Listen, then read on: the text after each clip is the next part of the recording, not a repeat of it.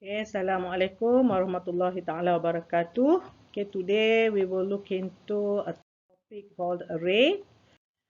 Okay, so first we start with the introduction. Then we can see what is the meaning of array of data, how to declare array in C, how to initialize, and how to perform operations. And lastly, we will look into how to create a multi-dimensional arrays and what is the meaning of index out of bound. Okay, what is an array? It's just a collection of group or fixed number components. The keywords here is the same type and same name. So if it's an integer, all the item in the array will be integer and using the same name. If it's a float, then all the items will be float type and with the same name. Okay, for example, previously when we learned, we always use different variable name. If we want 5 variables to keep our value, we must create different name. For example, here inum1, inum2, inum3, and so on. Or maybe x, y, z, and so on. But if we use array, we can just declare it as an array called ainum. It's the same type integer, and we want to be 5 items. So let's say, for example, you want to do 100 items, you can just change it inside here to be 100. Okay, what happened? Once we declare ainum with 5 items, in our memory of computer, we will have 5 places. Okay, remember before this, when we declare integer x,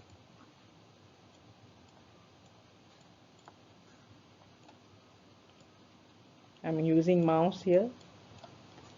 So we will have a place x, but we only have one space for us to key in the input.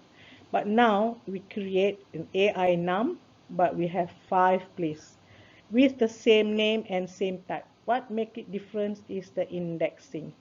The indexing will start from 0, 1, 2, 3, and 4. So now, how we assign? So this means ainum 0 has the value of 5. ainum 1 has the value of 10. ainum 2 has the value of 15.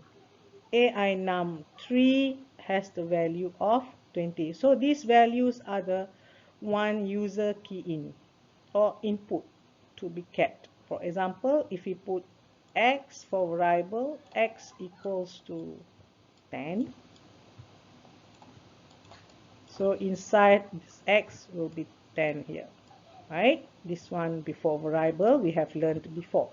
But for variable, for array, we have 5 items because we declare just now ainum to have 5.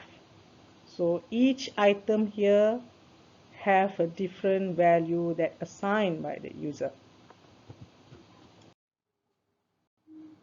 Okay, another important part. In C, we can declare array using integer, character, string, double, and any other type that we always use in declaring variable. It's just the same. Okay, this slide shows us a few examples in declaring an array. As we can see, this is an array called AI list, type integer, and has 5 items.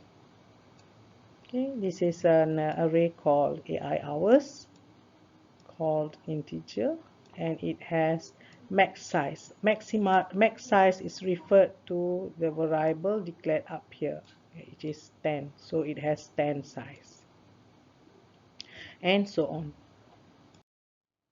So this is an example showing how we are using multiple instances to make it an array. So these are the example that we always use we declare 5 values variable. Then we will ask the user to insert input for value 1, value 2, and value 3, and so on. So this is the example that we always use before we learn array. But using an array, we can just declare an array called AI value, and we want it to have size 3, so it will be having 3 items. Okay, so now we use a looping. Somehow we can use for or do while or while loop. Then we give the command for enter value. Then we scan F to get the value. So it will loop 3 times to get the 3 inputs. So this is how we use an array to get input from the user, and the input user entered will be stored in the memory place where it has 3 places with indexing start from 0, because here it says the index start from 0, 1, and 2. So the first input will go to I count 0 here, second input will go to I count this, and third input will be going here. So that is how it works. Okay, so here it shows AI value 0, it has value 23, so it stores 23 in the memory for the index 0, and so on. So can we do operations? Yes, we can do plus, minus, or multiplication accordingly. So from this example, the I sum has the value of the sum of the values that inside AI num 0, AI num 1, 2, and 3. This is the multiplication, remainders, and also total. Okay, this is initialization. Initialization means we give the starting value.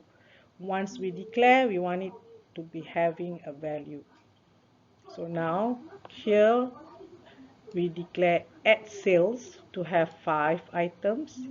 So we give item 12.12 will be entered in add sales 0. 32.50 will be entered in add sales 1. 16.90 will be entered in add sales 2, and so on. So these are a few more examples how we initialize. So if we write it here like this, AI earn 6 equals to 0, all the items will have a first value of 0. Also can be write like this, and also like this. This means AIN has the value of 1, 2, 3, 4, 5. Even though there is no size here, but the size will taken by the number of items here. So it means 5 numbers.